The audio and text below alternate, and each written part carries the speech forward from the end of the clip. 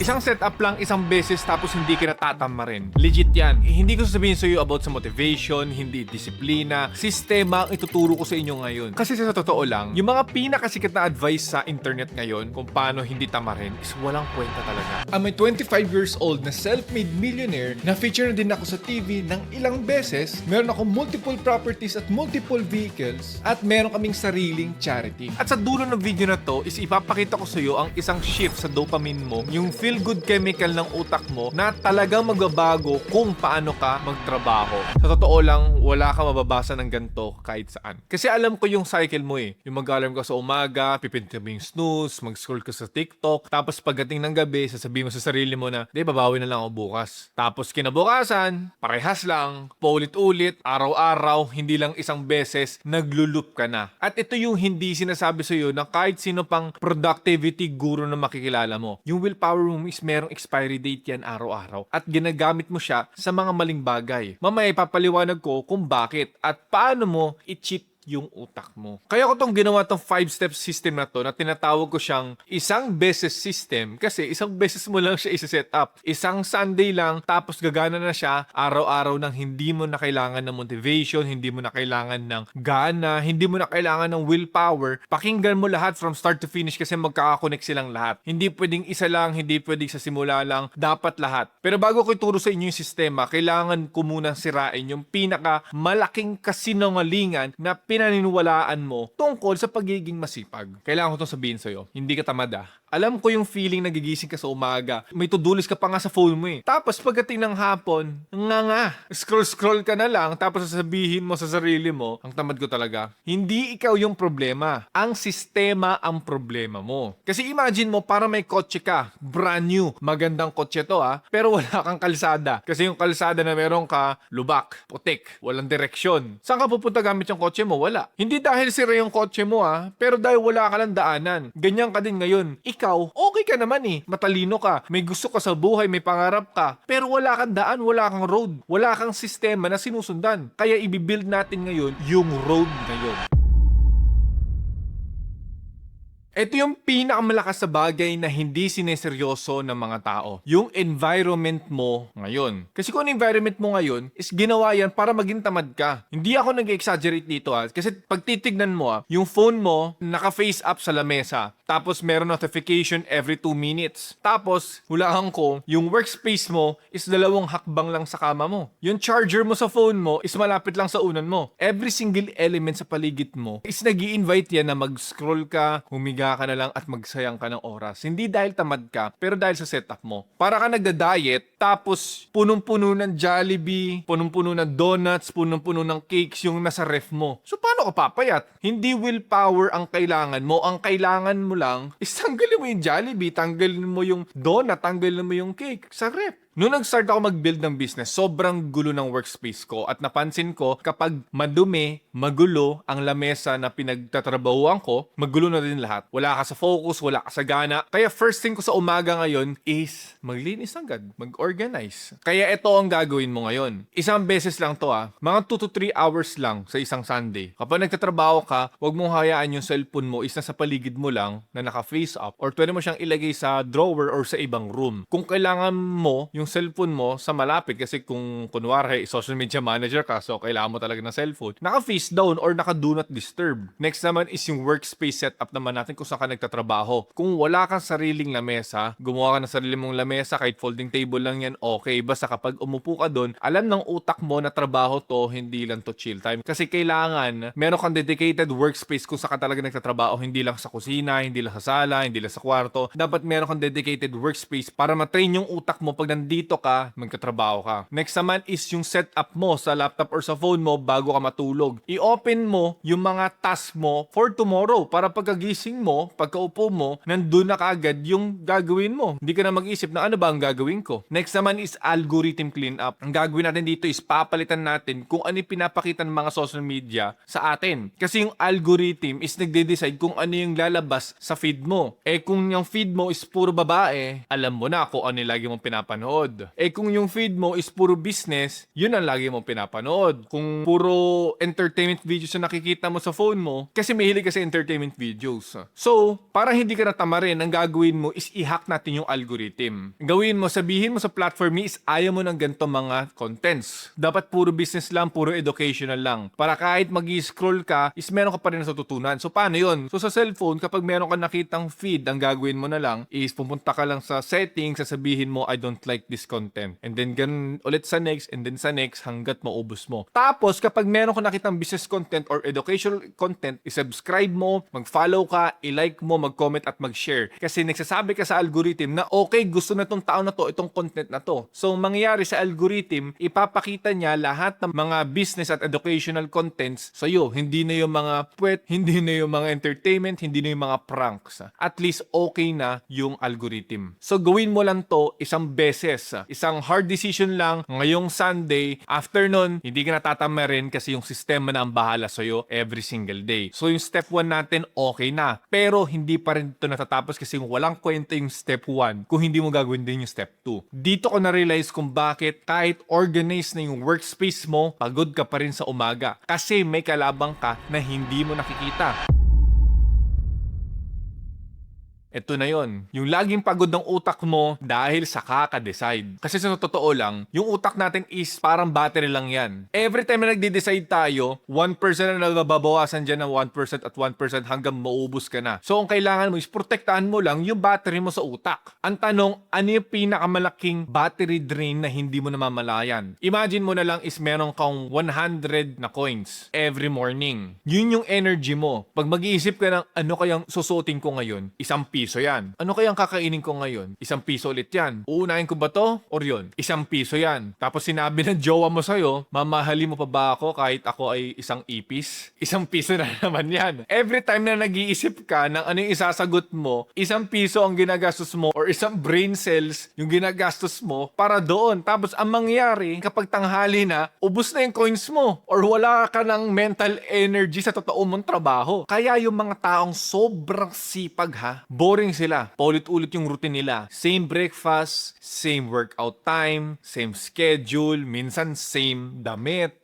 Parang boring tignan. Pero yun yung dahilan kaya sila masipag. Kasi hindi nila kailangan mag-isip ng mga maliliit na bagay. Full battery pa rin sila pagdating ng mga 4 p.m. Kaya pagdating sa work is sobrang dami nilang mental energy at meron silang willpower para magtrabaho. Kaya ito yung gawin mo isang beses lang every Sunday night. Una, damit. Piliin mo na yung mga susuotin mo for the whole week. Ako, ang ginagawa ko from Monday to Friday, titignan ko kung may lakad ba ako or wala. Yung mga may lakad ako is kinukuha ko na yung top ko, yung bottom ko, and then kung ano yung sunglasses na susuotin ko. At isasabit ko na lang siya at alam ko na ano yung susuotin ko kasi nakasabit na eh. So from Monday to Friday, ihanger mo na kung ano yung susuotin mo. Kung sa bahay ka lang naman, edi pambahay lang. Kaya yung pambahay ko, pare-parehas lang. Gym clothes lang yung pambahay ko every single day. So ang mangyari, pagkagising mo sa umaga, wala ka nang ididesisyon pa. So nakasave ka ng mental energy. Second naman is pagkain. Ilista mo kung ano yung kakainin mo ng buong linggo. Every Sunday, ilista mo kung ano kakainin mo ng Monday, Tuesday, Wednesday, Thursday, Friday, Saturday, Sunday. Lahat ng buong week na yung kailangan mo isipin kung ano yung kakainin mo. Para kung alam mo kung ano yung kakainin mo, alam mo din kung ano yung bibilin mo. At kung alam mo din yung bibilin mo at ilalagay mo sa ref, alam mo kung paano mo siya i-organize sa ref mo para every day, bago ka matulog, i-defrost mo siya para kinabukasan, lulutuin mo na lang siya. At ito kagandahan, kung nagka-calorie deficit ka or nagda-diet ka, at least alam mo na yung kakainin mo. At mapipilitan ka magluto kaysa mag-order sa Grab. Makakasave ka pa ng pera. Wala kang choice kung hindi kainin yung dinifrost mo kasi na-defrost mo na. Para every single day, yung utak mo, anong kakainin ko ngayon, wala ka nang iisipin dahil naka-ready na yan. Next naman is yung top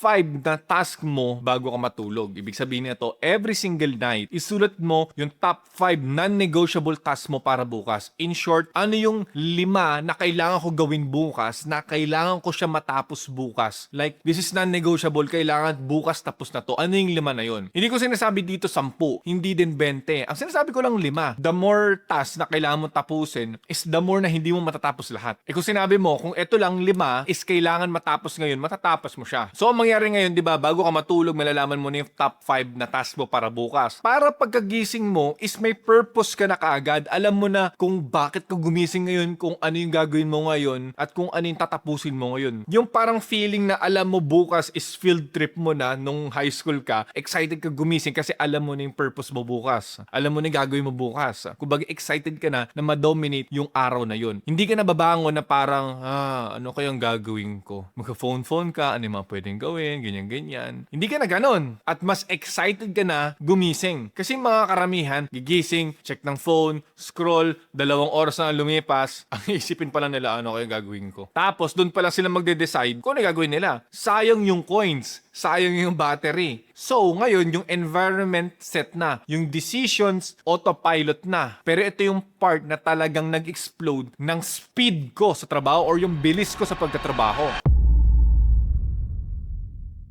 Ito yung step number 3. Dito na nag-ibang lahat. Meron akong ginawa na parang MasterChef. Pakinggan mo to na mabuti Di ba may task ka? Di ba gumising ka na? Alam mo na kung anong gagawin mo. Alam mo yung top 5 task mo, di ba? Let's say, ang isa sa mga task mo is kailangan mo mag-reply sa client.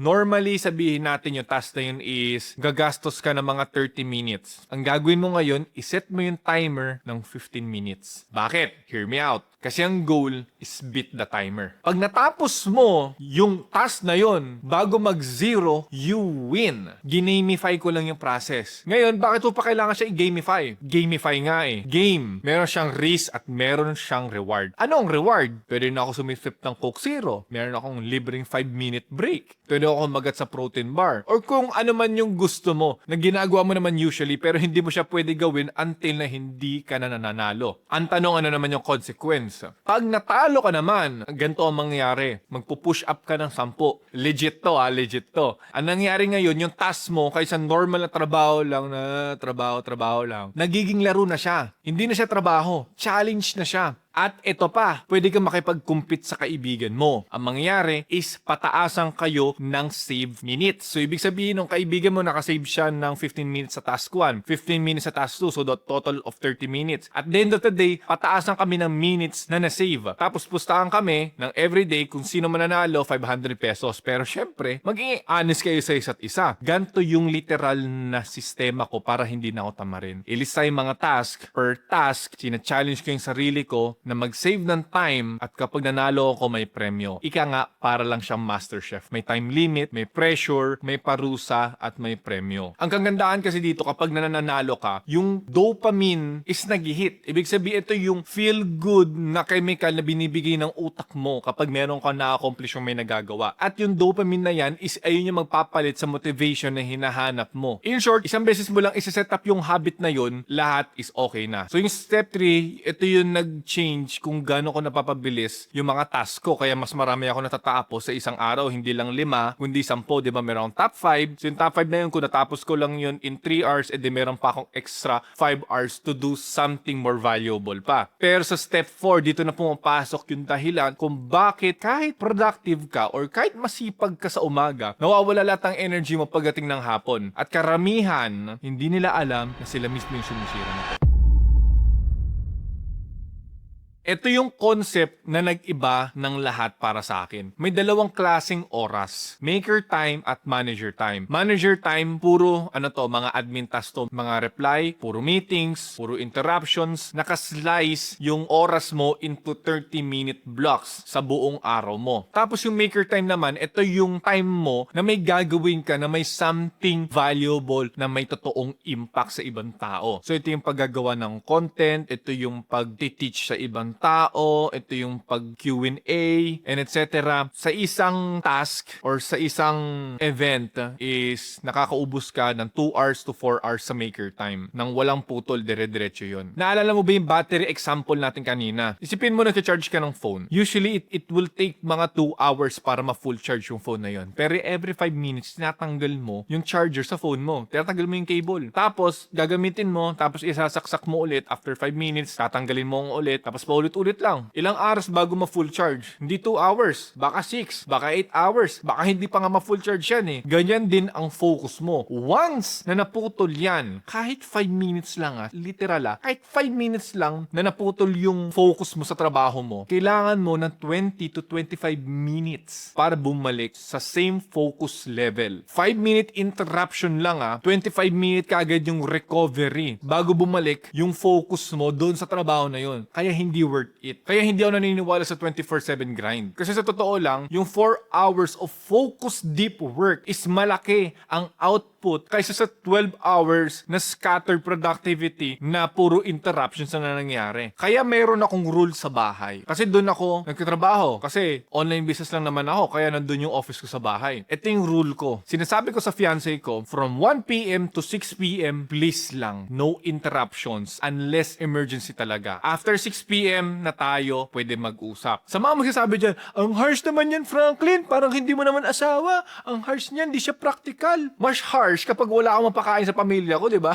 Kaya ito yung gagawin mo. So sa mga empleyado dyan, 5 a.m. to 7 a.m. bago ko pumasok, or 8 p.m. to 10 p.m. pagka uwi mo from work. Doon ka mag-deep work. Kung entrepreneur ka or nasa online business ka, yung first 4 hours ng araw mo, dapat walang meeting, walang notification, walang chat. Sabihin mo sa mga tao sa paligid mo, sa gantong oras, huwag nyo akong istorbohin unless emergency. Isang beses mo lang sila kakausapin. Mahirap? Oo. Pero isang beses lang, mag-change na yung sarili mo from tamad to masipag. Next tip ko naman is ilagay mo sa calendar mo. Dapat lahat kayo is meron kayong calendar. Treat it like an appointment sa doktor. Hindi pwedeng i-cancel. At yung fun times always after ng work. Hindi habang nag-work. Hindi before, after. Kasi pag nauna yung fun time before mag-work or during the work, nakakuha ka na naman ng dopamine hit na feel-good hormone bago ka pa magtrabaho. So isipin ng utak mo, bakit pa ako magtatrabaho nakuha ko na yung dopamine na hinahanap ko? Para sa akin, maghabol ka na ng dopamine after ng work. Okay? Ako, ang ginagawa ko, yung natitira kong oras after ko mag-work, ang ginagawa ko na lang is kumakanta, gumagawa ng something creative, nagde-design ng bahay, nag-interior design, or minsan nagbo-Mobile Legends na lang ako. Kasi kahit anong ang gawin ko after ng work, okay lang yun. Kasi deserve ko naman. Nagtrabaho ako, ito yung dopamine hit ko. Para bukas, excited ako magtrabaho kasi deserve ko yung dopamine hit ko after. Okay? By the way, kung iniisip mo na, okay, masipag na ako, pero saan ko gagamitin yung kasipagan ko? Meron akong free training kung saan ko i-discuss yung exact business model na ginagamit ko ngayon. Yung link na free tutorial natin is sa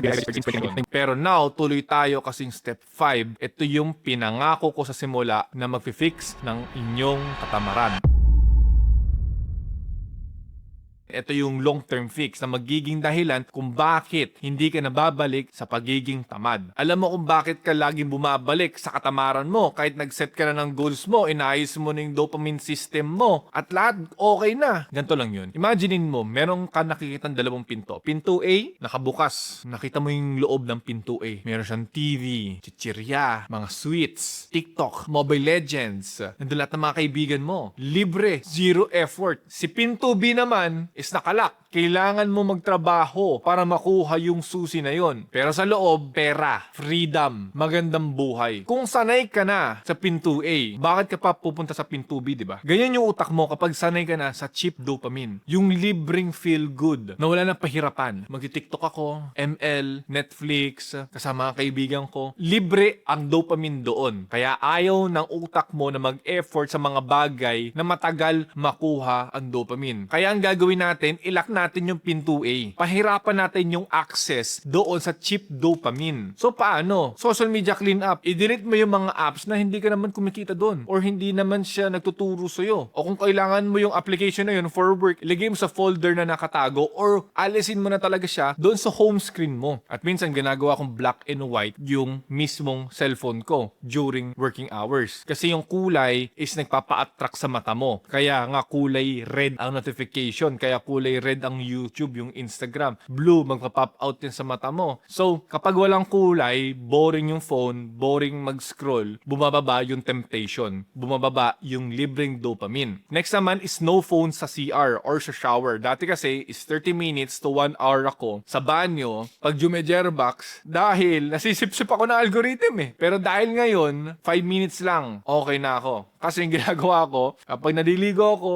or nag-CR ako, yung cellphone nilalagay ko sa labas ng banyo. At yung 25 to 55 minutes na masisave ko, yun yung bagay na nilalaan ko na lang sa mga bagay na kung saan ako kikita. At ito yung mga kailangan mo tanggapin. Hindi mo na kailangan tanggalin lahat ng entertainment. Kailangan mo lang siyang gawing premyo. Hindi kasanayan. Trabaho muna tapos tsaka na lang yung dopamine. Ako hindi ko naman tinanggal yung Mobile Legends eh. Ginagawa ko lang yung Mobile Legends after ko ma-accomplish yung promise ko na 5 tasks. Tsaka na lang yung dopamine. After ng trabaho. Pang-reward yan. Hindi yan sa una. Pero bago tayo mag-ending, kailangan ko sabihin sa ito. Ang pinakamalaking pagkakamali na ginagawa ng 90% ng mga nanonood ngayon mismo, pag-iipon ng information na hindi naman nila ginagamit. Panoorin ko tong video na to. Haha, ang galing. Isisave ko. Next video, save. Next video, save. Next video, save. Wala ka naman ginagawa. Puro ka lang consume. Hindi mo kailangan ng 100 videos like this para maging masipag. Ang kailangan mo lang, panoorin mo lang to, tapos gawin mo. Hindi yung lang puro nood-nood. Kasi na-realize ko first hand, ang pinakamalaking dahilan kung bakit nagiging successful ang karamihan, hindi sa business model eh, hindi rin sa mindset. Naging successful sila kung gaano kataas yung kaya nilang tiisin na hirap at sakit. At kung gaano kataas yung tolerance mo sa hirap, ganun ka rin magiging ka-successful. At ang first step ng pagbibuild ng tolerance na yan is by doing it. Kumilos ka. Kaya ito yung challenge ko sa iyo ngayon. Bago ka matulog, isulat mo yung 5 na non-negotiable tasks mo para bukas. Yan lang muna ang simulan natin. Tapos bukas, i-add mo na yung environment design na tinuro ko. Tapos yung timer, step by step. Hindi mo na kailangan ng perfect setup agad-agad. Kailangan mo lang muna magsimula muna kahit isang step lang muna magawa natin. So kung nanonood ka hanggang dito, ibig sabihin, seryoso ka talaga na maging successful yung buhay mo. At mangyayari yun kasi i-implement mo lang tong isang beses system, hindi ka lang magiging mas masipag.